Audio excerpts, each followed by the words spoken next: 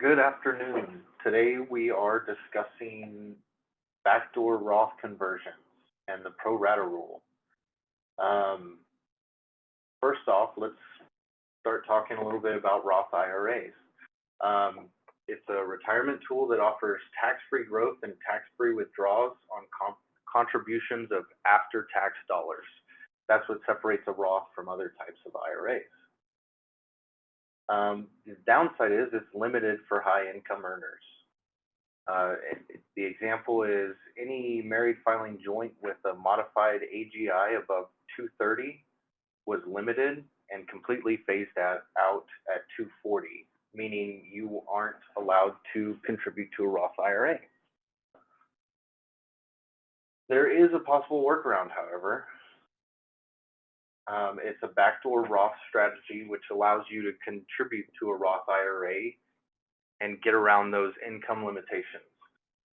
It does follow the annual IRA contribution limits that any other traditional IRA would have. And there's a two-step process to this. First, since you can't contribute directly to the Roth IRA, you need to make your non-deductible contribution of after-tax dollars to a traditional IRA.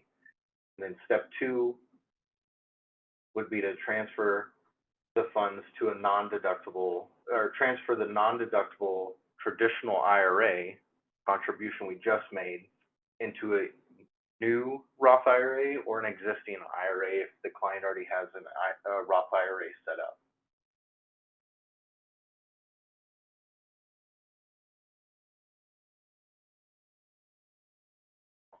One thing with the backdoor Roth strategy to be aware of is called the pro-rata rule. That's basically what we're going to discuss today.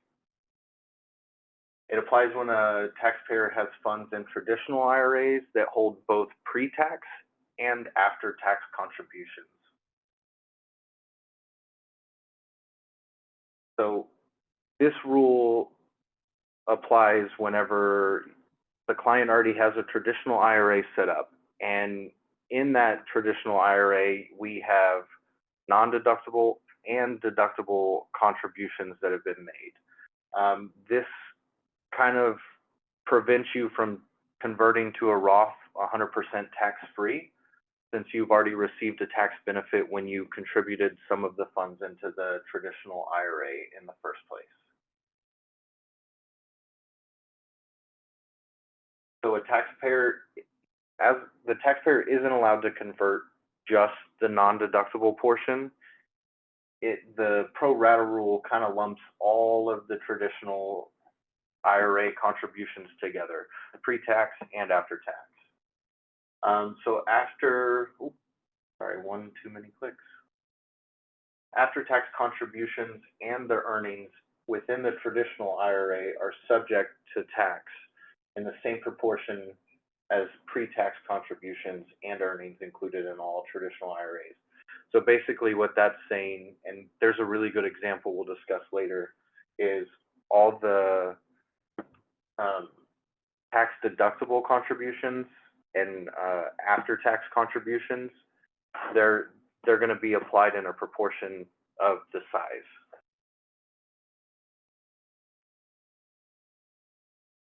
So the aggregation rule views all traditional IRAs as one entity. So under the law, the taxpayer only owes one traditional IRA, regardless of how many individual accounts they have. And all the traditional IRA balances are required to be included in the pro-rata calculation.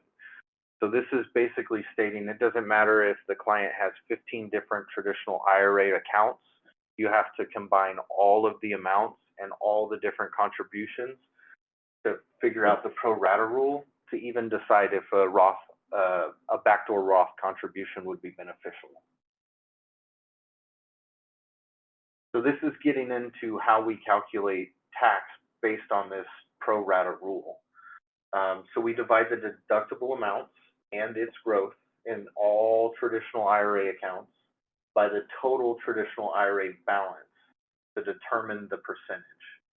And then once you get this percentage, you apply the percentage to the amount of the backdoor Roth that you're trying to convert to determine the amount that's taxable.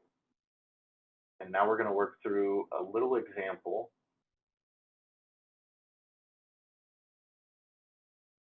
So if the taxpayer has no deductible contributions, so they're all after-tax dollars that's been contributed, it's pretty easy.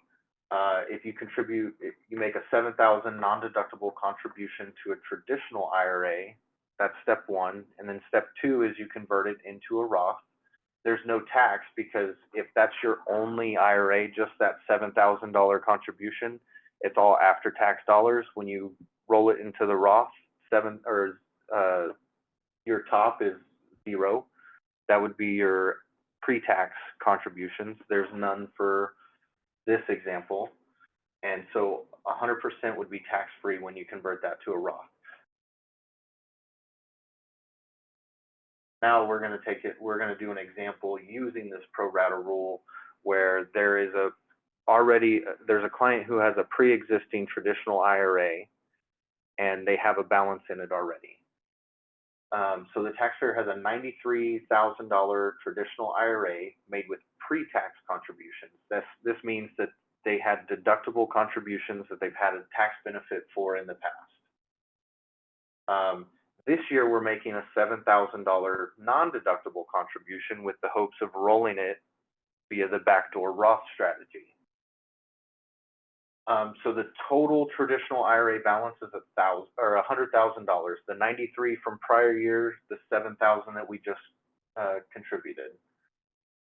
And when we convert that 7,000 to the Roth IRA, the entire balance, the entire 100,000 must be taken into account. That's this pro-rata rule.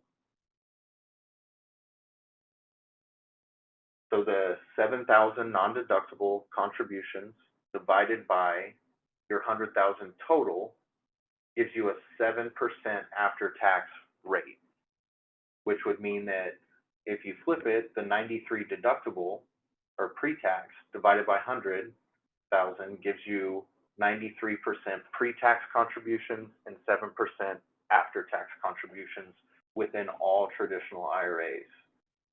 So when we convert this 7,000, we take the pre-tax percentage, that 93%.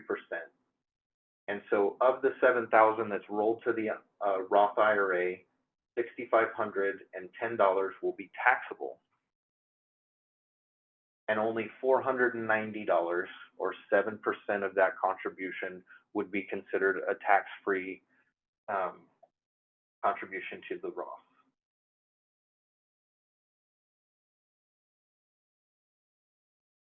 So with the pro-rata rule, future withdrawals, all future withdrawals must be pro-rata, whether they're for conversions or they're just regular draws once the client becomes retirement age. The taxpayer needs to keep records, really good records, to avoid overpaying tax on the non-taxable part of the withdrawals. Tax professionals, so the tax team here can help track basis of IRAs by utilizing Form 8606. Form 8606 is used to track basis on current year contributions. So as long as one's on file every year that a contribution's made, we can track whether it's pre-tax, after-tax, if there's a percentage of the two. And if an IRA is left to an heir, the heirs will need all of these records as well, because the pro-rata rule will still apply upon withdrawal.